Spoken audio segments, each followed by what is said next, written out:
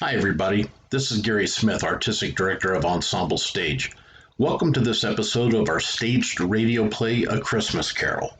This was a unique venture to put together a series of videos for an art form that is meant to be listened to. But hopefully, we've created something that has a balance between the audible story as it was intended and something visually stimulating for those of you who want to watch something while listening.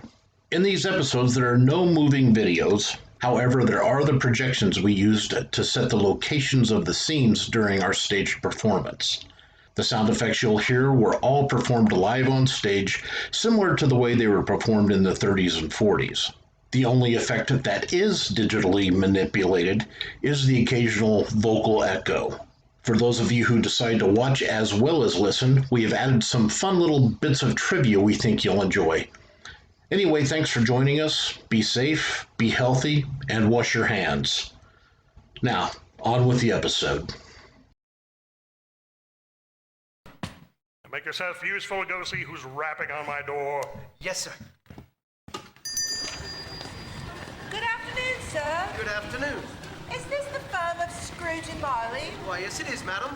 I should like to see the head of the firm, if I may. Oh, very good, madam. Step this way, please. Seems to be getting a little cold outside. Oh, yes, sir. The sun's starting to go down, and the wind is picking up. Pardon me, sir. Yes, Cratchit, what is it? A woman to see you, Mr. Scrooge. Well, what is it?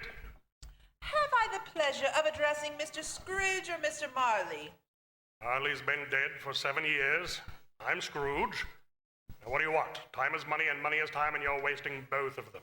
Oh, well now, Mr. Scrooge, at this season of the year, it's only fitting that we who are more fortunate should raise money to buy the poor some meat and drink and means of warmth. You may not believe it, sir, but many thousands are in need of common necessities. And hundreds of thousands are in desperate need of even the simplest comforts. Are there no prisons? Well, yes, there are plenty of prisons, sir. And the workhouses? They're still in operation, I trust. Unfortunately, they are, sir.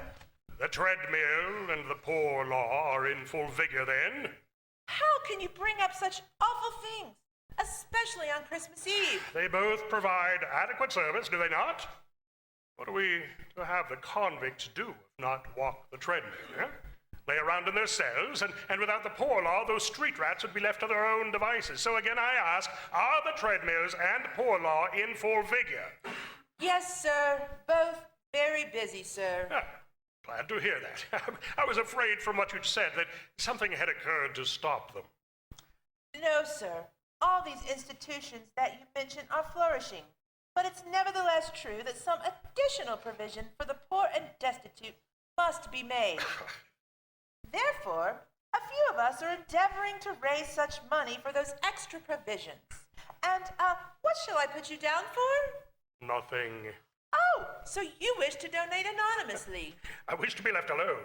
I don't make merry myself at Christmas time, and I can't afford to make a lot of idle people merry.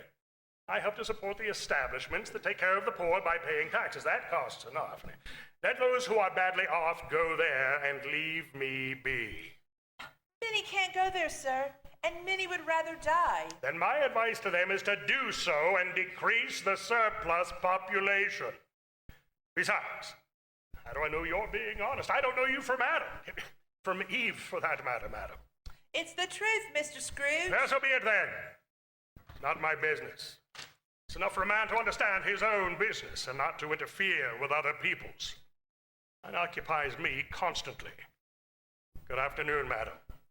I'm sorry to have troubled you. Good day and Merry Christmas, Mr. Scrooge. Humbug. Cratchit, show this woman to the door. Yes, sir. This way, madam, please. I couldn't help but overhearing. I would like to contribute 2 pence. Cratchit! Yes, sir. It isn't much, but it's all I can afford. Bless you, sir. You're very kind. I wish I could say that of your employer. Cratchit! Merry Christmas, sir. Merry Christmas. Cratchit! Yes, sir. Close the door! Yes, sir. Cratchit! Yes, sir. You wasted so much time chatting with that woman that now it's too late to have you go to Parthgills.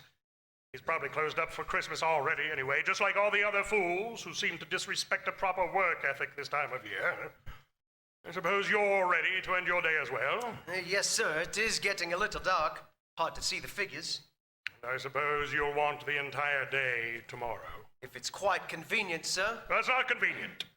And it's not fair. I suppose I can't do anything about it. If I was to dock you a day's wages, you'd think yourself very ill-used, I'm sure. Well, sir, But you don't think me ill-used. You don't think me mistreated when I have to pay a day's wages for no work. It's only once a year, sir. Yes, once a year. Once a year, indeed. A fine excuse for picking a man's pocket every 25th of December.